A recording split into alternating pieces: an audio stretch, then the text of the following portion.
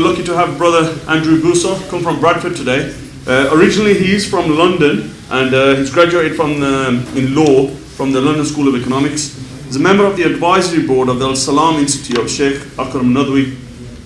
He has also copy edited for various publishers, including White Thread Press. So mashallah, we're quite lucky to have a brother such knowledgeable as that. Right, so topic today, miracle of Hadith and its preservation. Assalamu alaikum wa rahmatullah. Bismillahir Rahmanir Rahim. Alhamdulillahi Rabbil Alameen wa sallallahu ala Sayyidina Muhammad wa ala alihi wa ashabihi ajma'in. Allahumma as'aluka al-huda wa tuqa ameen ya Rabbil Alameen. It's my pleasure to finally come to the Abrahamic Foundation. It's been a wonderful thing to see from afar this venture grow with people that I have such an attachment with. And so I really pray that Allah gives it tawfiq and the project continues to grow. And secondly, it's wonderful to be able to speak about a topic where with any Islamic knowledge that we have, we always have to give credit to our teachers and those who have passed on their learning to us. And so I really have to thank first and foremost Sheikh Akram Nadwi in respect to his hadith teaching over the years, and many of our other teachers such as pioneers like Sheikh Mustafa Azmi, Dr. Jonathan Brown in the States, and also Dr. Mansour Ali, who's actually from Birmingham, but now based at Cardiff University. So, to start off with, just give a quick overview of what we'll be discussing today. So there are a few preliminaries. Should you prefer to like that? I prefer that. Oh, that's okay.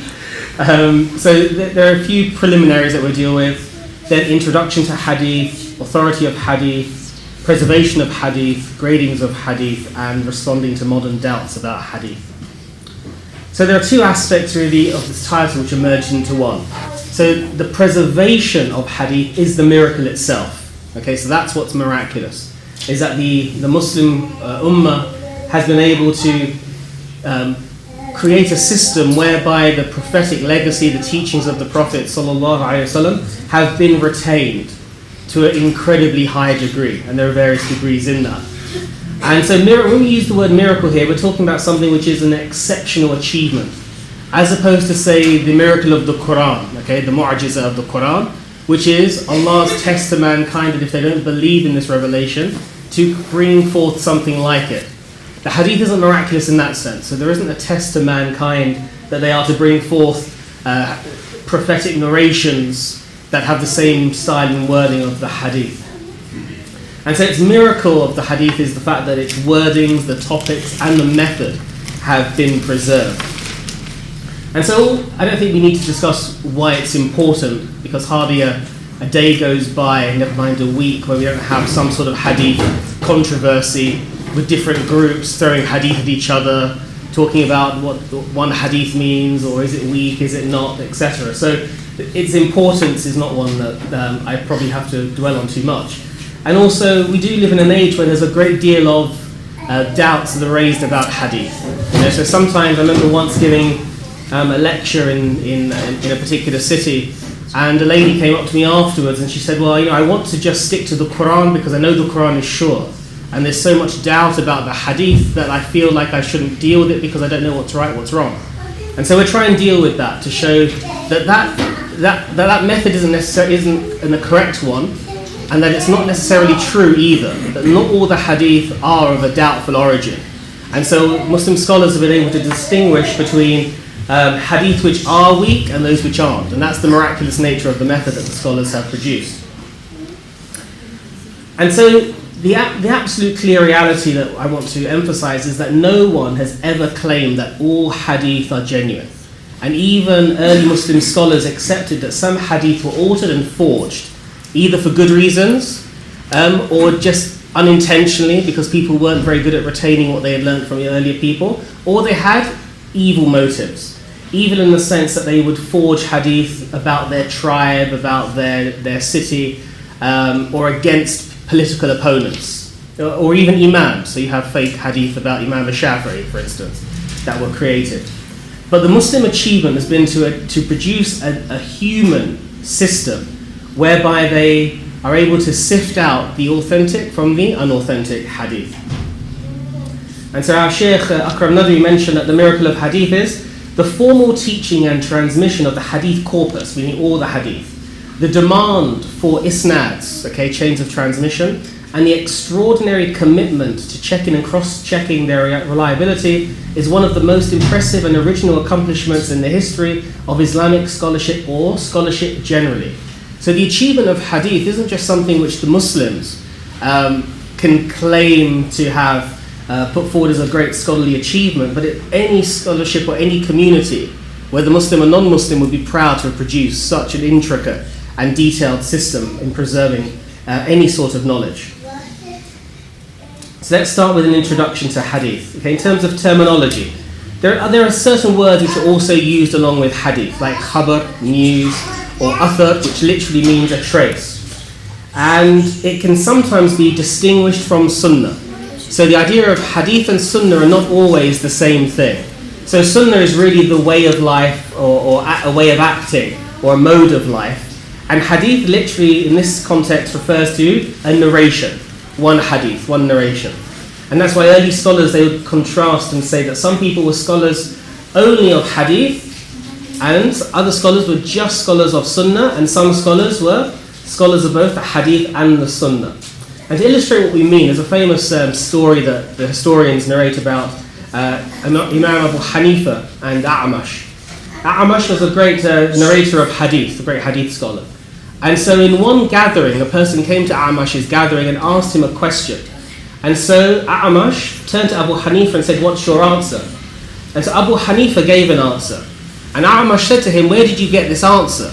And then Abu Hanifa continued to narrate the same hadith which A'mash had narrated to Abu Hanifa himself. And A'mash was amazed and said, "I didn't know that you people use these narrations that we used."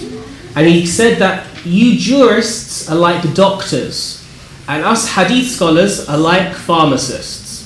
Okay, so that's the distinction, is that a jurist is someone who weighs up all the hadith. They don't just take one hadith and then make a legal ruling from it, but rather they try their best to look at all the hadith and then to come out with what's the most suitable interpretation of all of them together, joining them together, sifting through them. Whereas a scholar of hadith only knows the wording of those particular narrations. So they can tell you that so-and-so said from so-and-so with this wording in this instance, but they can't tell you how to apply it. And that's why the scholars talk about how it's not practical for people, if they want to understand Islamic law, you don't go to a hadith book for Islamic law. You go to a hadith book to understand hadith, which is a separate science. If you want to learn law, you go to a book of law, which has looked at all the hadith collections. Because if you were to just pick up something like Sahih al-Bukhari, or Tirmidhi, or Abu Dawood, or any collection, and just try to learn your fiqh from there, you have a very narrow understanding of all the hadith. The hadith corpus is much vast, is more vast than just one collection. However, sometimes sunnah and hadith are used as synonyms, as similar terms. Dealing with definition of hadith. Linguistically, in terms of the language, it means communication, story, conversation, and this can be religious or non-religious. As an adjective, as a descriptive word, it means new. But technically refers to four things, okay, in relation to the Prophet ﷺ. His deeds, his af'al, his sayings, his aqwal, his tacit approval, things which he approved of in his presence, his taqrir, or descriptions of his physical features, his sifat. A hadith has two parts to it, okay? There's the matan, the text of the hadith, and then there's the series of narrators, okay, the isnad, which is sometimes called tariq or wajh. So an example of a hadith text is the Prophet ﷺ related from Allah that every act of the son of Adam is for him. Every good deed will receive a tenfold reward except for fasting. And that is because fasting is exclusively for me, Allah says, and I alone will reward it. And then here's an example of a chain of transmission of this hadith. So this hadith we just quoted in part. If you look on the right hand side, can't really see it, okay. If you look at the right hand side, the Prophet ﷺ is mentioned. And the Prophet ﷺ then narrates this hadith to Abu Huraira, Abu Sa'id al-Khudri, Ibn Mas'ud, Aisha, Abdullah ibn Amr ibn al-As, etc. and Ali. And it goes along the grid through various narrators very early until it reaches all the collectors of the major narrations. So on the left-hand side, you would have seen Bukhari, Muslim, Ibn Khuzaymah, and other imams. So this is just one hadith chain. Okay, so one hadith, one text, but it has these multiple chains. And so almost, although this is a more popular hadith, many hadith will have this, where you can then plot and see who was who and who narrated from who. And so just analysing this hadith, this very famous hadith, it's narrated across across many of the Islamic groups. So the Sunnis have narrated it through Bukhari and Muslim, the Shia have narrated this hadith in their own collections, as have the Ibadis. And if we look at how, just with the narration back to Abu Hurairah, 11 students narrate it from him, and then from them 23 narrators in various parts of the Muslim world, from Medina to Makkah, Basra, Kufa in Iraq, one in Khurasan. And so you see very early on that these hadith become very dispersed very early. So from Abu Hurairah already, radiallahu anhu, you have this hadith spreading out to various parts of the Islamic world very quickly.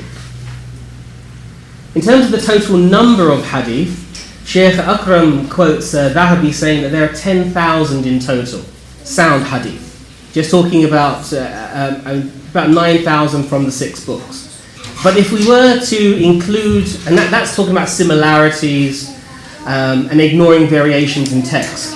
But if you were to ignore every minor and major difference in wording, in narrations, they would come up to many hundreds of thousands, Dr. Iftikhar Zaman mentions.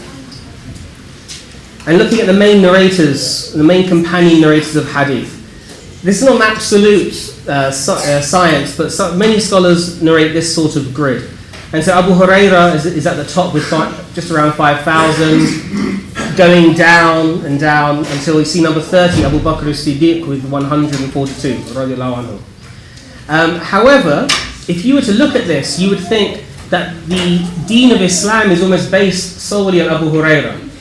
Okay, because he has 5,000 compared to just 2,630 from Abdullah ibn Umar, radiallahu anhuma. However, Shaykh Akram mentions that only about 7 hadith are narrated by Abu Hurairah alone. So almost all of these hadith, and also this 5,000 number refers to chains, not statements. Okay, so as we saw with the previous slide, one hadith, one statement, branches out into many narrations, okay, many chains of narration. But in terms of text, there's only about 7 hadith which Abu Hurairah narrated alone, which no other companion narrated. So it's not a case of the Islamic law is based on Abu Hurairah almost exclusively, okay? Because most of the time you'll find a hadith that he narrates, another companion also narrates, it'll go through a different chain. And so with the Ummah, although the Ummah from the earliest times understood that Allah had sent His last and final revelation to mankind, and that He would preserve it, you would see that the Ummah acted as though the responsibility for preserving it was on their shoulders.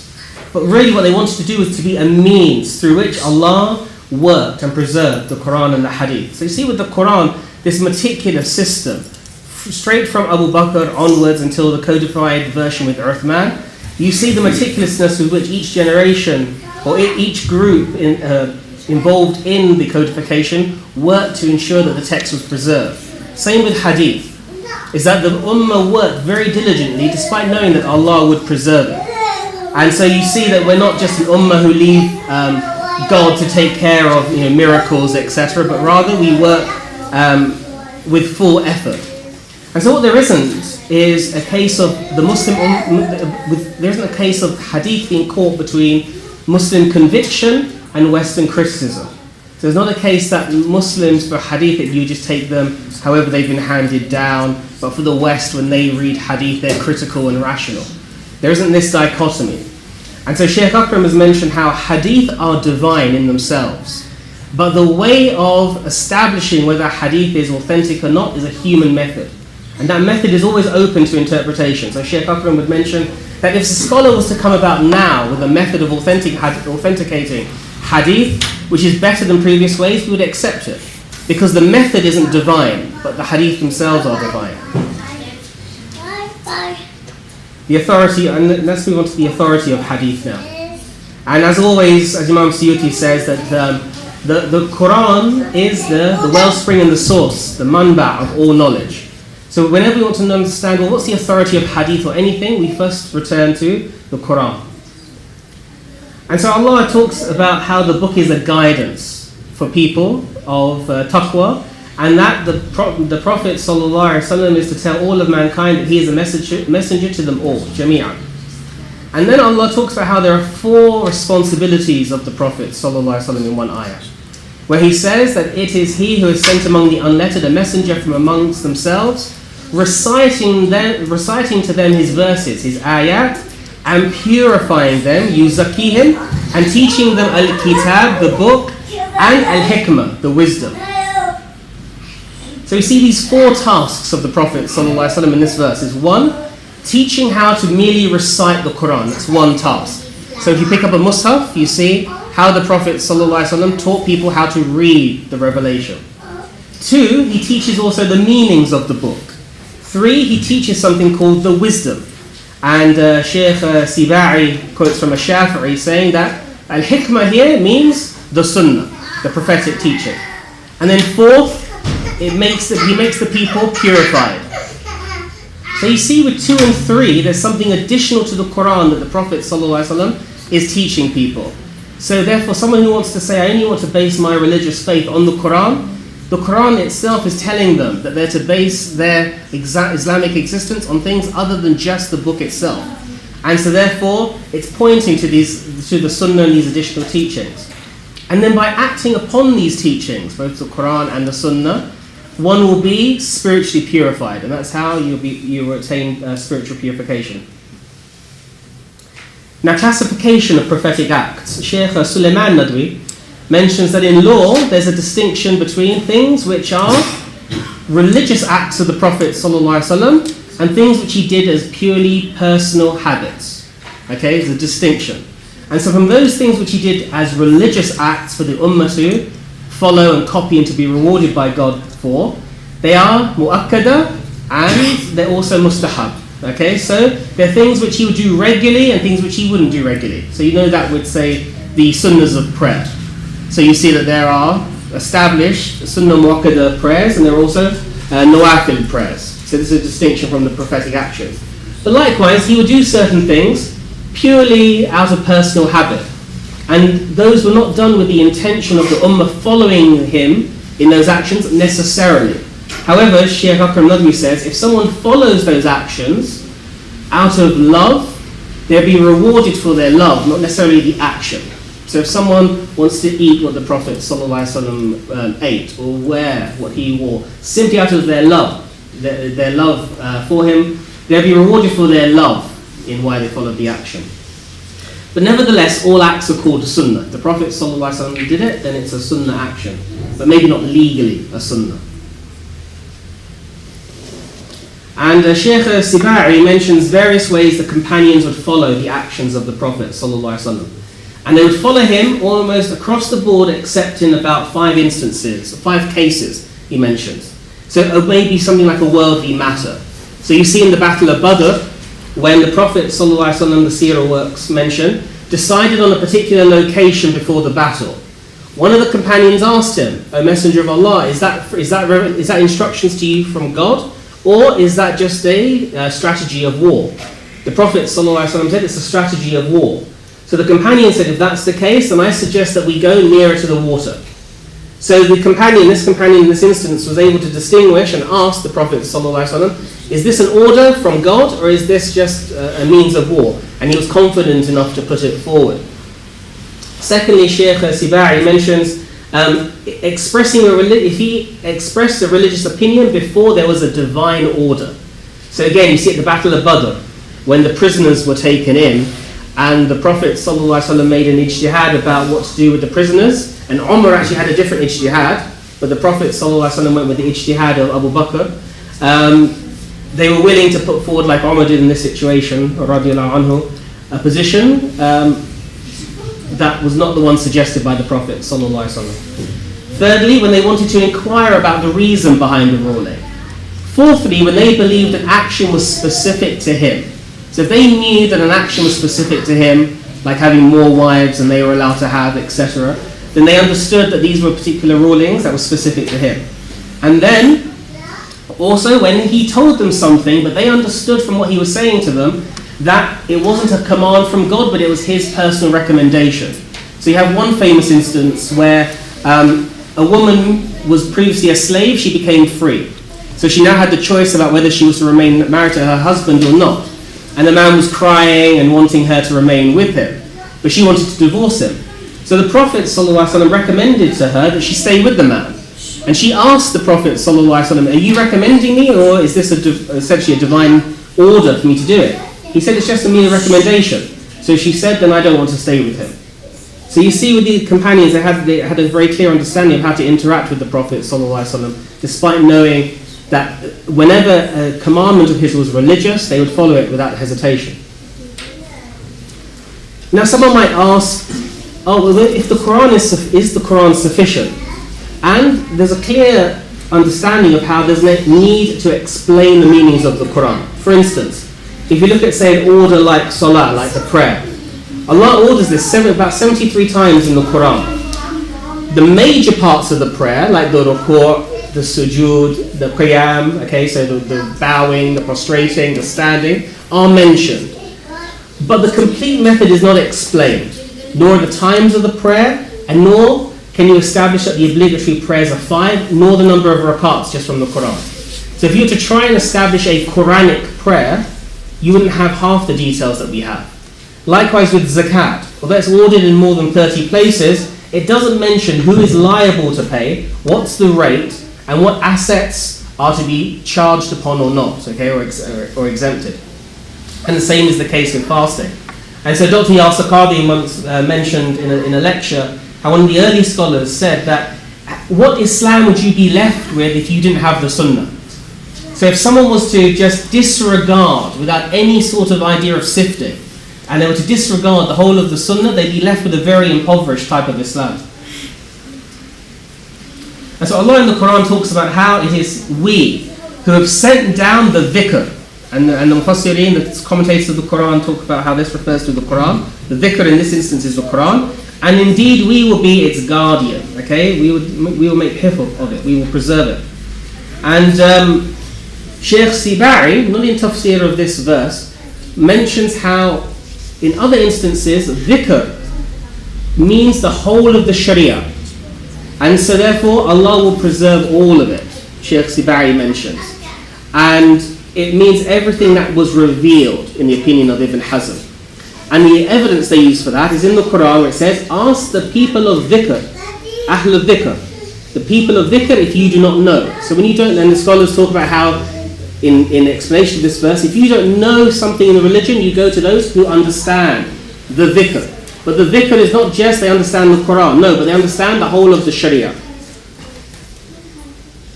Hadith preservation. Shaykh Mustafa Azmi, in his book on the history of the Quranic text, mentions how from the very earliest time the Prophet ﷺ initiated a very comprehensive Muslim educational methodology. Education was important from day one with the Ummah.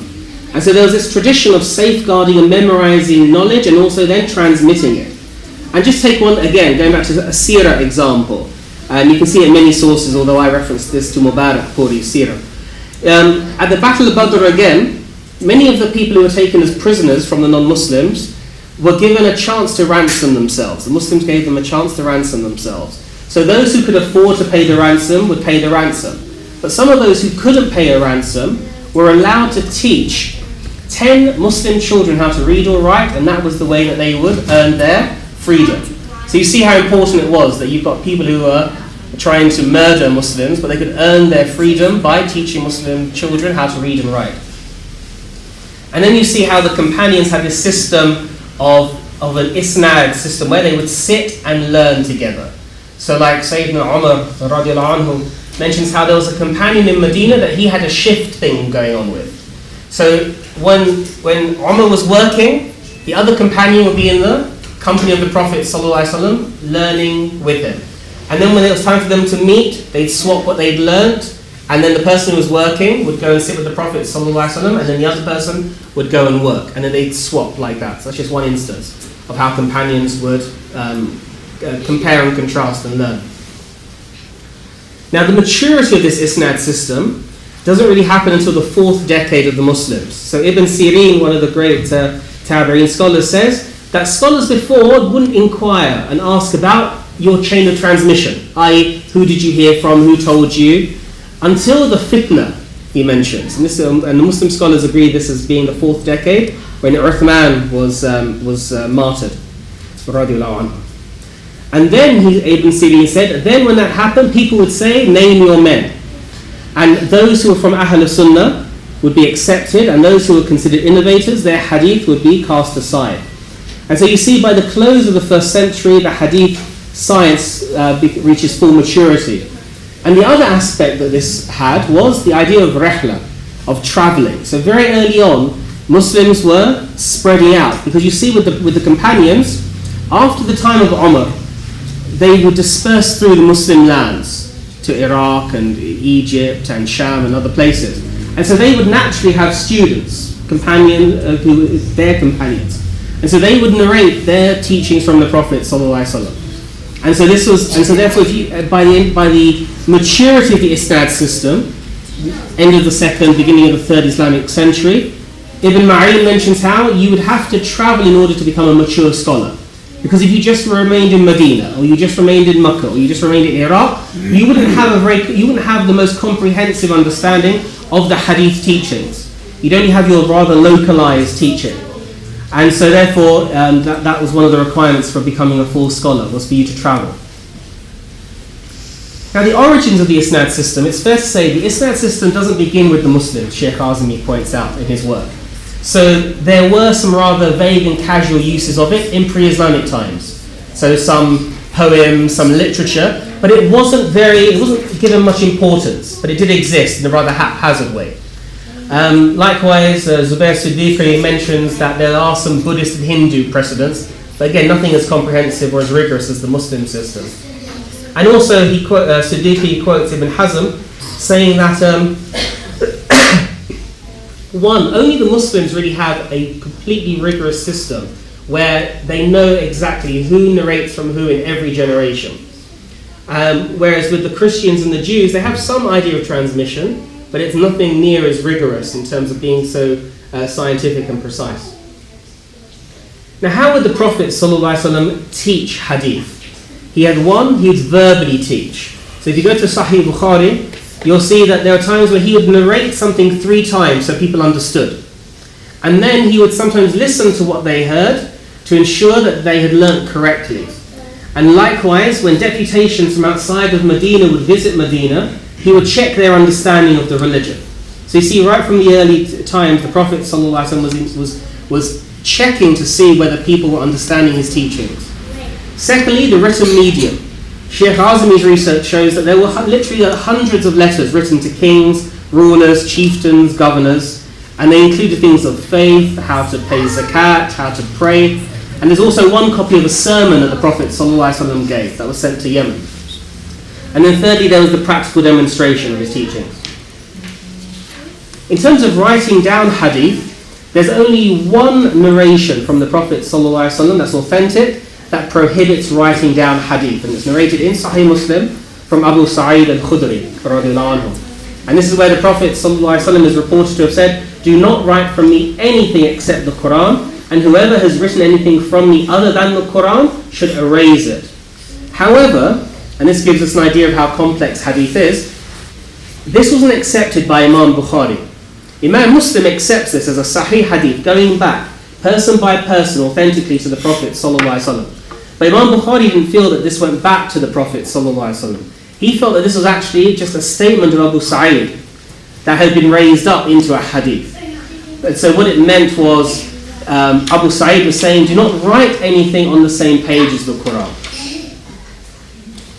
And in terms of the reason why the Prophet ﷺ would issue such a command, if it was his statement, is Sheikh Sibari mentioned, one, maybe it was abrogated, if it's true.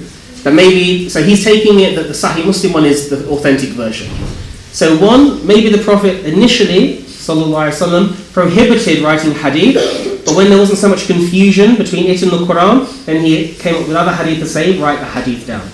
Or two, the Shaykh says, maybe it was an instruction to not confuse the Quran and the Hadith. But it was permitted to people who were knowledgeable and trustworthy. So it was an order to people, because remember it's a gathering maybe that the Prophet ﷺ was addressing. So maybe the Shaykh says he was addressing people who, or even in an individual case, who perhaps weren't trustworthy in knowledge, but there was permission for people who were knowledgeable and trustworthy. And 3 is maybe it was a prohibition of an official recording, like the Quran. Okay, to say that these are my hadith in the bab of wudu, in the chapter of how to make wudu, or these are my hadith in how to pray. So rather than having that sort of systematic collection of hadith that the Prophet ﷺ was teaching, rather it was a prohibition of doing that. And we know that the Prophet ﷺ, it can't have been a general prohibition, because he was aware that the Sahaba, including Abdullah ibn Amr ibn al-As radiallahu anhuma, were writing hadith down. So the Prophet ﷺ knew that they were and didn't prohibit them from doing it. So you see the companions continued this method of trying to check what they learned. So Anas radiallahu anhu, who was a servant of the Prophet ﷺ for a long time, said, we would be in the gathering with the Prophet ﷺ, we would be taught, and then when we went away, we would talk amongst ourselves and we would memorize together. So they would check the learning amongst themselves. Many of the companions had their own books. So it's narrated that many of them, including Abu Bakr and Abu Hurairah, had their own books of hadith. And then these companions would also advise their successors, the tabi'een, their students, to also memorize hadith, and there are numerous narrations of these instructions. So the question might arise, what happened to these early books? In the first instance, you're able to locate these books by going to the big encyclopedias, because these smaller books became absorbed into these larger collections. So if someone was to be meticulous and to break down all the narrations, okay, if you were to break down the narrations from Ma'mar to Abdul Razak, etc., you could then plot where maybe the Sahifa, the collection of Abu Hurairah is. You could break it down. But as the Muslim community were narrating bigger books, they were narrating those in whole. And so the smaller books are narrated within them, but you'd have to sift through to pick them out. But they are still there, and you can see them by looking at the chains of transmission. So Shaykh Akram talks about how this science of hadith, this preserving of the prophetic teaching, reached maturity round about the late 2nd, early 3rd century, and its method was i'tibar. Okay, that's it, where you compare a hadith of one informant with another, and you chase up discrepancies between 2 isnads or more for the same hadith. And Dr. Jonathan Brown mentioned a 3-tier system. It's where if someone's narrating something to you, you demand their source. You don't just accept it from them. Then you investigate that person's reliability. Are they reliable? And then you see whether anyone else has corroborated that story. So that's how the hadith method worked. And as a universal tradition, as we mentioned earlier from Ibn Abi Hatim and Ali ibn al-Madini, that regionalism, this idea that the hadith scholars were in one particular location, ceases to be the case after the 3rd and 4th generations, okay, tabaqa, that the scholars narrated, which is why journeying became so important for gathering hadith. And in terms of the scrupulousness, okay, how careful were these early great scholars in checking whether this narration was correct or not, can be seen in the narration of Hamad ibn Zayd, where one of the early scholars, Shu'bah, he would go back time and again to the same narrator to check the narration he'd be given was correct. So Shu'bah wouldn't just go to a reliable narrator, take from him once and then leave, but rather over time he would continue to go back just to check, is that hadith the same? Because obviously if it wasn't the same, he'd then challenge the narrator, so he wouldn't just take it and leave it. Likewise, you would see how students weren't just passive recipients. They wouldn't just passively sit in front of a teacher and accept anything he said. And so, for instance, in the case of someone like Qatada, they mention how scholars, in particular Shu'bah, who was very specific, very cautious about this, that if Qatada was narrating, Shu'bah wouldn't take the narration from Qatada unless Qatada said Sami'tu or Haddathana. So Sami'tu, I heard, Okay, so if Qatada said, I heard this person say this, then Shu'bah would take the narration from him. But if Qatada didn't say that, then Shu'bah wouldn't. Why? Because there's a doubt. Did Qatada actually hear this, or has he heard it from someone, and then he's narrating from that original person? So that's how careful they were. Even if they had respect and love for their teachers, they would still press and press to make sure. And you have an instance where Sufyan Thawri pressed Ikrimah ibn Ammar to ask him, did you actually hear this narration yourself? Okay, and likewise you have Imam Malik, who was incredibly cautious when it came to narrations, and he would reject many narrations that he had because of doubt about the narration. And another case is of Yahya ibn Ma'in, that he once went to 18 students of Hamad ibn Salama to check whether a mistake in a hadith came from Hamad or from one of the students. So he wouldn't just go to say one of the students of Hamad, but he literally went to 18 of them to check one hadith or hadith in general to see which ones corroborated. So he could then check. So for instance, if you have, say, 15 of the students of Hamad which agree, okay, the likelihood is that that's something that Hamad said. So then Yahya would say that that mistake in the hadith came from Hamad, not from the students. But he would also see where those other 3 students maybe who differed, that the mistake came from them, not from Hamad. And so there are 2 foundational sciences that the ulama developed in order to test hadith. One is ilm al-rijal, okay, the biographical dictionaries, where they would trace the names of people, family and tribal links, occupations, residence, study, travel, teachers and students. So they have these various dictionaries plotting all these people out. And likewise the science of al-jarh wa ta'dil, where they would discredit certain narrators, talk about certain narrators as being weak, or other narrators as being strong. And so you see as an example, Ibn Abi Hatim's Kitab al-Jarh wa Ta'dil has 18,000 entries, and this is very early. And likewise Ibn Hajar's Tahdhib al-Tahdhib has over 12,000 entries. So this is 12,000 or 18,000 entries where you'd have the name, and then the scholar would talk about their background, where they're from, maybe their family links, when they lived, when they died, where they travelled to, what they transmitted, so they could then make a comparison. So for instance, in terms of the conditions for an authentic hadith, Bukhari and Muslim have a difference as to what their criteria would be on one particular point. So Bukhari would have to establish that 2 people actually met, whereas someone like Imam Muslim would just establish that they lived in the same generation. It was possible for them to have met. So they had different criteria for accepting. So these biographical dictionaries become very important. And he had books on weak narrators, strong narrators. And also when they would give a positive ruling on someone, they would have different levels of rulings. It wasn't just simplistic, that they just say, oh, so-and-so is thiqah, okay, is reliable. So that would be an absolute endorsement. But secondly, you have a relative endorsement.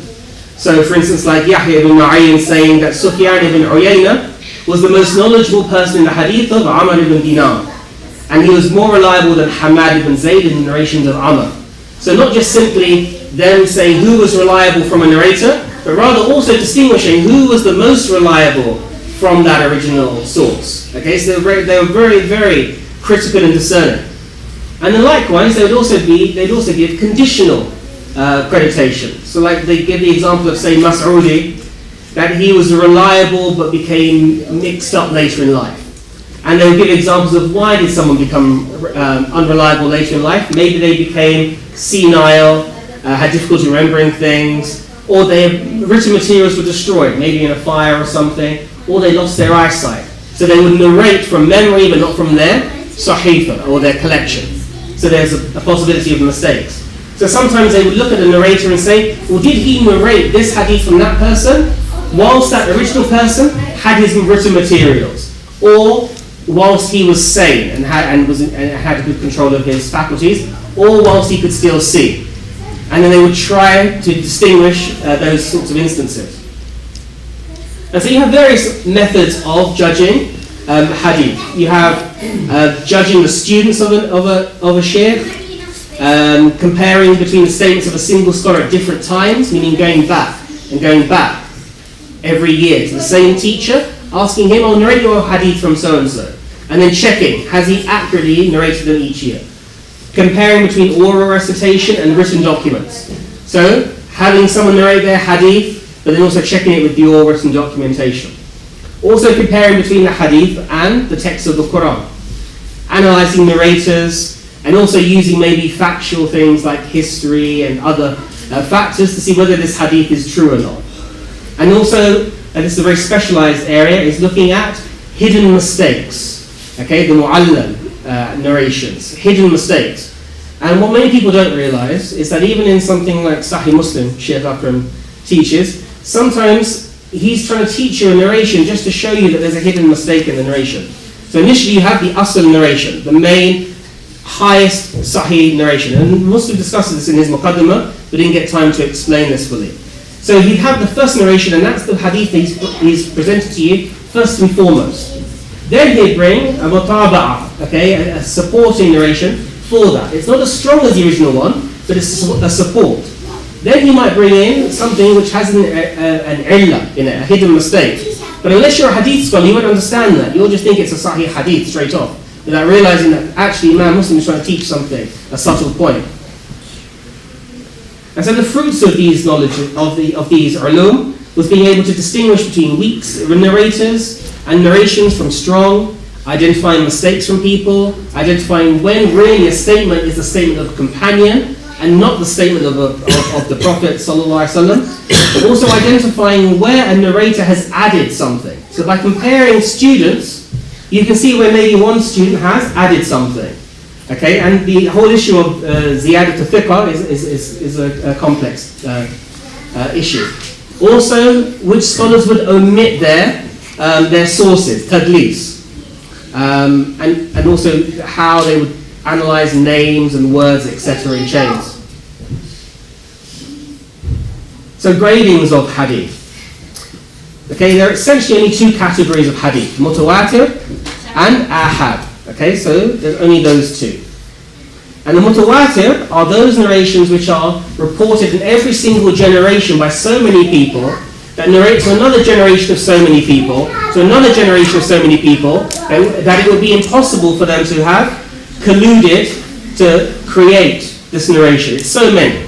So it's like, for instance, the example I saw Shaykh Ataki Uthmani this morning mentioning how, say, the Second World War, as an example, is that none of us have actually seen the Second World War.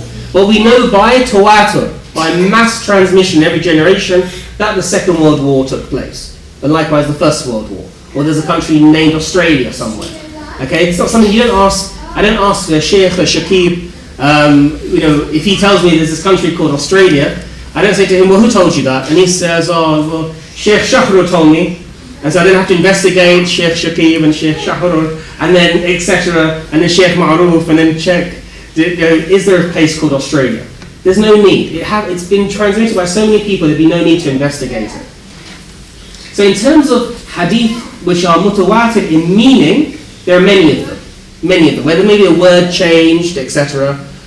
Because the early community agreed that it was permissible to narrate hadith by meaning, by ma'na. Okay, so that was an acceptable practice in the early community. Unlike the Quran, where they would only insist that the actual wording, and whether it's a wa or a fa, is narrated as the way to recite the Quran. But with the hadith it was different initially. But now we have rules where we have to narrate it as it's come down to us. But it's very rare that a hadith is mutawatir in actual wording. Syllable for syllable, word for word. Very rare that happens. But the vast majority of narrations are ahad, okay, the khabar al-wahid. And that's the vast majority of them. And the simple definition of an ahad narration is that it's anything that's not mutawatir. Alright? And there's no specific definition of how many people make something mutawatir. The ulama have different numbers given for us. Now really, as Ibn Hajar Asqalani mentions in Nubhat al-Nadhr, he didn't discuss the mutawatir hadith in his book on hadith principles, Nukhbat al-Fiqh, because strictly speaking, mutawatir narrations are not part of ilm al-hadith. Because ilm al-hadith is about ilm al-isnad, about looking at narrators, authenticity and weakness. So ilm al-hadith is really only about the ahad narrations. There are 4 essential gradings, okay, sound, sahih, good, hasan, weak, da'if, and fabricated, mawdu'. Ibn al-Salah mentions in his muqaddimah about how if someone was to come across hadith in personal collections, ajza, that are not found in the Sahihain or the well-known books, he says they're not allowed to judge whether they're strong or not, okay? Because you don't have the original books. Now Shaykh Akram Nadwi also utilizes the saying of Ibn al-Salah as to say how now in our day and age, it's not possible for us to do tashih and tad'if, okay? Authenticating and negation of hadith. Simply because, one, we don't have the original usul books. The early ulama, okay, whether it's the earliest ulama like Ali ibn al-Madini, Bukhari, Muslim, etc., going up to later generations, they had original books that they themselves heard, person by person, back to the Prophet ﷺ. So they were able to then also discuss those with other hadith scholars. The problem we have now is that those original books no longer exist.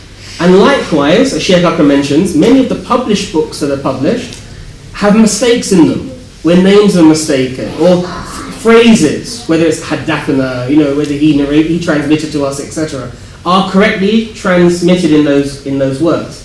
And recently we posted Professor Wael Halak in London, and he mentioned how only 1% of manuscripts in the Muslim world have been published. 1%. So, and there hasn't been this huge effort to collate hadith collections, etc. either. So you have to understand that it's very difficult for us to pick up a published version, even a very good version printed in the Muslim world, and then for us to make judgments based on what that printed version says. And just to show you how difficult the science, and we talked about how the science of hadith is a human science. It's not, the science isn't divine. The hadith are divine when established, but the method isn't. And just like with fiqh, you can find hadith, scholars of hadith will differ on many things. And so earlier we mentioned the difference between whether Abu Sa'id al-Khudri himself said that you shouldn't write down anything other than the Quran, or whether that's Abu Sa'id relating from the Prophet ﷺ. Likewise, the famous hadith, which is Ana Madinatul Ilm wa Ali Babuha. Okay, I am the city of knowledge and Ali is its gate. And you see how the scholars, the great scholars, have a whole spectrum of opinions on what this hadith's rating is. So you have someone like Tirmidhi who used the word munkar, okay, unacknowledged, uncorroborated. And the early scholars, and Dr. Jonathan Brown has a great article on this, use the word munkar in different ways. It doesn't always mean it's a bad narration with early scholars. Sometimes it means it's just uncorroborated and it doesn't have narrators who are so strong as to hold the hadith up themselves. But Tirmidhi called it munkar. Bukhari said that none of the chains are sahih. Some early scholars, like Ibn Ma'in, Abu Hatim, and the late scholars like Ibn al-Jawzi, Dhahabi, Khatib al-Baghdadi, they said it's kadhib, it's a lie. But then even later scholars like Ibn Hajar said it's hasan. So you go from people saying it's a lie, okay, to those who are saying it's a hasan, it's a good hadith.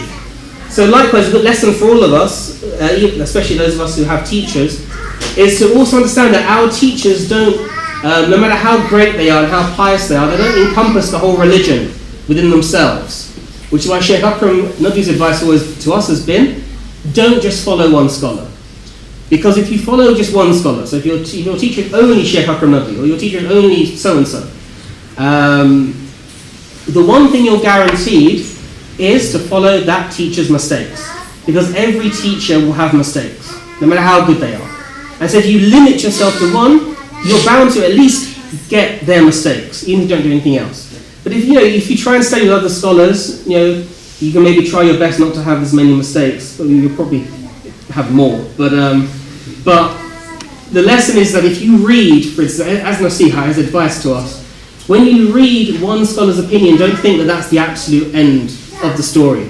But maybe there's more to it. And this hadith shows that there's more to the story than just simply saying, oh, well, Bukhari said it, as though that's the end and no one else can say anything after it. And that happens in any science.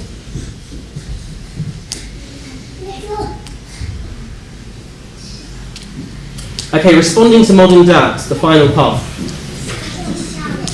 Many Orientalist scholars have said that there's doubt about the whole hadith corpus. Okay, so Goldseye, Schacht and others have spoken about how the hadith had mostly been fabricated. However, there has been you could say Western academic support for the fact that hadith were written from the time of the Prophet ﷺ. Fuat Sezgin has some research on that. Nadia Abbott, also from Papyri research, shows that there's a great correlation between the early manuscripts and the collections of hadith we have now.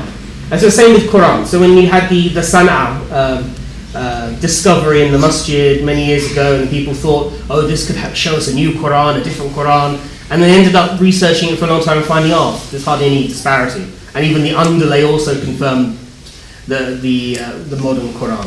Same with hadith, as Nadia Abbott's research has shown. And Sheikh Mustafa Azmi says that, look, there are a number of responses to this question of authenticity. One, there's no evidence of a mass project of forging hadith from the early generation, like in the Umayyad dynasty's time. Two, these people who usually say all the hadith or most of the hadith are fabricated, they have an over-reliance on a small number of sources. And then from the small number of sources, they make broad generalizations. Three, also, when scholars were silent in some books about an ISNAD, it doesn't mean they didn't know the ISNAD. It's just like how sometimes if you narrate a legal opinion, you'll just mention the opinion, but you won't necessarily name who told you from who, from who, from who. You'll just relate it in shorthand. And then fourthly, we have surviving sources from the 8th and 9th centuries that hadith were written down in the time of the Prophet ﷺ and the companions' time.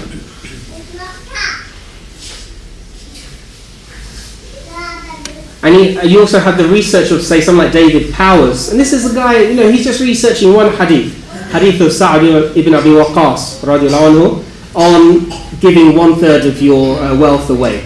And so his research, after just studying this one hadith, he said, it's either strange or remarkable coincidence that half a dozen successors in different cities, presumably working independently, adopted the same story of origins for this story and forged hadith isnads which converge on one and the same companion. It doesn't make much sense that they would do that. And Johann Fuchs, who's named in shorthand on this, and there's reason for that, said that, it's a German name, that's how Germans spell that name, if all isnads are spurious, if they're all fake and made up, isn't it more likely that they would have attributed these hadith to older companions rather than younger ones? So, if the Muslims are involved in this mass conspiracy, why would they put most of them on Abu Hurairah? When you pick, more and more for Umar and Uthman and the other, people promised paradise, etc. He said the fact that the latter are not means that they might well be true.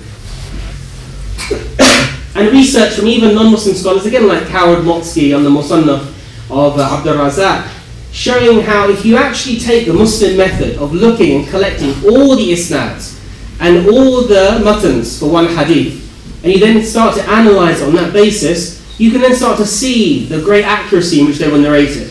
But you have to do the hard work of collecting them all, rather than just making blanket statements of them being fabricated. And then finally, you could apply the words that Motsky mentioned in relation to the Quran. Despite being a non-Muslim, but after getting into isnads and looking at the narrations, he said Muslim accounts are much earlier than meaning our traditional Orientalist, Western approach, conclusions. Much earlier, and thus much nearer in time to the time of the alleged events than we have until now assumed in Western scholarship. And admittedly, these accounts contain some details which seem to be implausible, or to put it more cautiously, await explanation, as in his understanding. But the Western views, which claim to replace them by more plausible and historically more reliable accounts, are obviously far from what they make themselves out to be. So you see this developing critique of even Western critiques of the Islamic understanding of sources, developing more and more, even in Western academia, which is not that our our understanding of our religion is based on that, but just understand that even in their area, they're starting to have doubts about some of their own earlier research conclusions, based on further research more along Muslim lines. So in conclusion, just to recap, we've seen this amazing intellectual achievement in its depth and its breadth of hadith by Muslim scholars. And we see that it's a refined and impartial scholarship, making full research into issues. And so when you study something like Sahih Bukhari with Sheikh Akram and other people, you see that how these scholars, they were incredible academics. They just have broad principles, but rather they look on case-by-case studies. And that's why you even have in Sahih Bukhari, the narrators who are not from Ahl Sunnah. They're from the Khawarij and other sects. Because, again, Bukhari is not making just these rules that so-and-so's innovator, so I'm not going to narrate from him. He's going to establish whether that hadith was still accurately narrated or not. And we see the depth of the study, how they're able to identify forgeries, inconsistencies between the same narrators, how even some narrators would miss out their sources, etc., tadlis, how some of them would push them back to the Prophet ﷺ, others would quote them from companions, same hadith, and they'd also engage in textual criticism. So we see that the Muslims have never been naive in terms of their ulama when taking hadith, but they've retained incredibly high critical academic standards for analysing hadith. Is it wise for unlabeled people like us just to follow a madhab and just to stick to that one scholar and just follow him and just end it there? Because I'm glad you raised that, because I was thinking when I said it, that I wonder if anyone's going to think that I'm not just talking about hadith, and they're going to think I'm talking about fiqh. So what I wasn't saying is that in terms of following one scholar, I wasn't opposing the idea of following one school. There's a slight difference. So what I'm talking about is that if you're going to say study, even in fiqh actually it's advantageous to have, if you're going to follow, say, the Hanafi school or the Maliki school, to know that these are schools. They're not just one opinion in every instance handed down. They're literally schools. So actually if you were to pick, say, 3 or 4 Hanafi teachers, that would be a good idea, to study with various Hanafi teachers and to challenge them like these hadith teachers would. They'd ask their teachers, where did you find that? Right? So when you see your Hanafi teachers, and I know Hanafis who say different things on different issues, I know Malikis who say different things on different issues. They're still Malikis and generally working within the school, generally. But that's something that people should challenge people about. So it's not about not following a school, it's about, even if you're going to follow a school, like I do, that maybe you should even think that my one teacher isn't the sole authority on that school. That maybe there's more to the school than, say, my teacher's teaching me. And then if you study others, you'll see, oh wow, so the Hanafi school is that vast. And you'll see that the difference in the Hanafi school between, say, like Sheikh Shahran, maybe you can confirm or not, the Hanafis who are in the Middle East and Hanafis in the subcontinent. Sometimes they have a different approach and different, it doesn't mean they're like worlds apart, but you might find instances where they teach different rulings on things. Like wearing a hat or something. You'll find Arab Hanafis more laid back on that than you'll find in the subcontinent, where it's a serious thing in that. So apologies. No, jump ahead. Maybe just one last question I wanted to ask myself was that that you brought up one of the slides where the amount of hadiths are narrated by different Sahaba, and I was just curious why, like people who spent a lot of time, like Abu Bakr and Umar, who spent like so much time, who were close friends as well as the Prophet, why did they narrate very few hadiths? Mashallah, great question. I wanted to touch on this, but I obviously forgot during it. When we say that if you look at this list, there it is. Okay, so you look at the list. You can't see it too well there. So Abu Hurairah again. Debates about how long he spent with the Prophet ﷺ, 3 years, a bit more. He has 5,000 narrations, and yet you go down to number 30, Abu Bakr only narrates 142. What the ulama accept are the marasil as-sahaba. Okay? What this means is where companions would narrate from other companions without saying they heard it from that companion. So it's acknowledged that the younger companions certainly Ibn Abbas, Abu Huraira, they would be taking from other major companions. But then they would then say, the Prophet ﷺ said, but they rarely say Sami'tu. The younger companions, like Abu Huraira and others, Shaykh, Shahrul, they never say, they rarely say, I heard, okay, or he narrated to us. They will say, Qala Rasulullah sallallahu alaihi wasallam. The Prophet sallallahu alaihi wasallam, the Messenger of Allah said. So therefore we accept that this is reliable. Why? Because all the Sahaba are udul, okay, they're all people who are upright. Their accuracy, their accuracy is something that could be debated, but they're all upright. So the ulama of Ahl Sunnah wal Jama'ah have said that as long as companions are narrating from other companions, we accept it as authentic. So that's why artificially this number looks as though Islamic law is represented through the younger companions more than the older ones, but rather the situation is a bit more complex in that simply these younger companions spent most of their time narrating hadith, but sometimes they would be actually quoting through the older ones without saying it. And we accept that as authentic in Ahl Sunnah wal Jama'ah.